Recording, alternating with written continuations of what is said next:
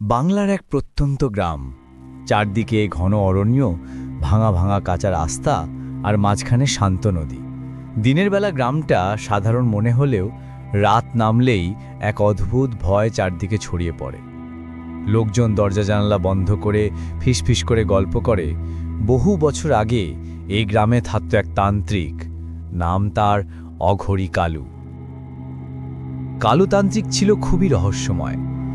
দিনে তাকে কমই দেখা যেত, বেশিরভাগ সময় সে অরণ্যের ভেতরে কিংবা শ্মশানের ধারে কাটাত।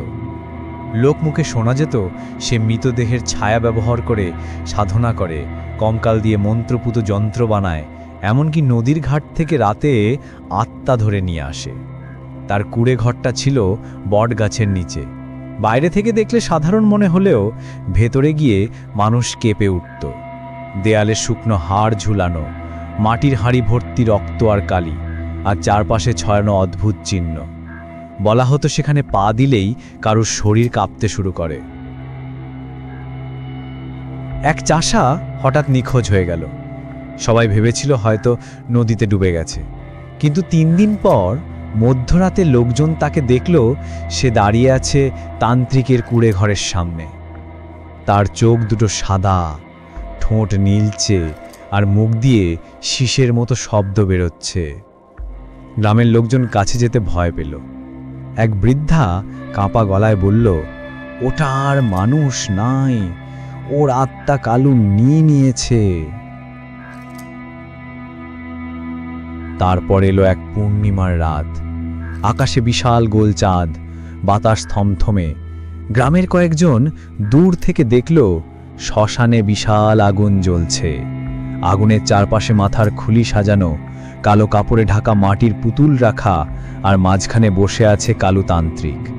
সে একটার পর একটা মন্ত্র পড়ছে, তার চোখ লাল জ্বলজ্বল করছে। হঠাৎ আগুনের ভেতরে কালো ছায়া দেখা দিল। তারা নড়ছে, ঘুরছে, হাত বাড়াচ্ছে, মনে হচ্ছিল আগুন থেকে কেউ বেরিয়ে আসছে।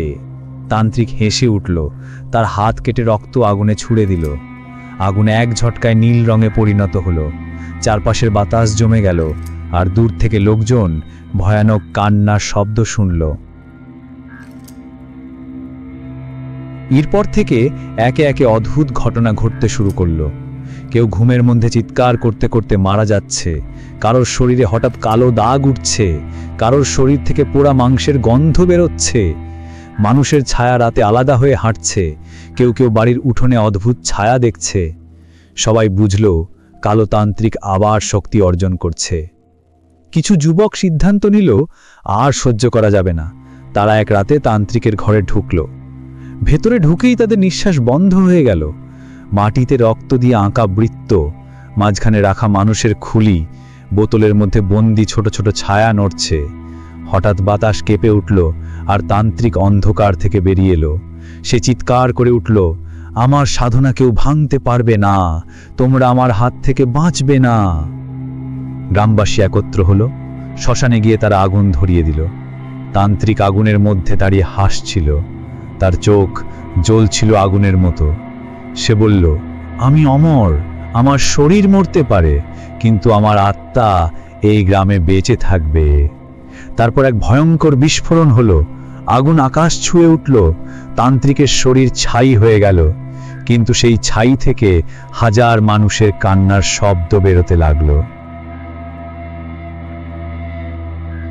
আজও সেই গ্রামে রাতে অদ্ভুত আওয়াজ শোনা যায়। বটগাছের নিচে দাঁড়ালে ঠান্ডা হাওয়া এসে কানে ফিসফিস করে বলে, আমি কালু, আমি ফিরে আসব।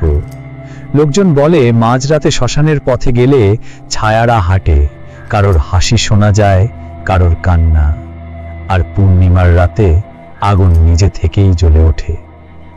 যারা সাহস করে সেই অভিশপ্ত বটগাছের সামনে যায়, তারা আর কখনো আগের মতো ফিরে আসে না। কারোর চোখ সাদা হয়ে যায়, কারোর কণ্ঠ হারিয়ে যায়, কারোর শরীর জমে যায়। এখনো লোকজন ভয়ে কাঁপে, কারণ সবাই জানে অভিশপ্ত তান্ত্রিক কালু শুধু ছাই নয়, অন্ধকারে বেঁচে আছে। আর আপনার সাথে যদি এরকম কোনো ঘটনা ঘটে থাকে, অবশ্যই আমাদেরকে ইনবক্স করে পাঠাবেন। গল্পটা যদি আপনার ভালো লাগে, লাইক, কমেন্ট এবং শেয়ার করতে ভুলবেন না। আর আমাদের ফেসবুক পেজে ফলো দিয়ে রাখবেন।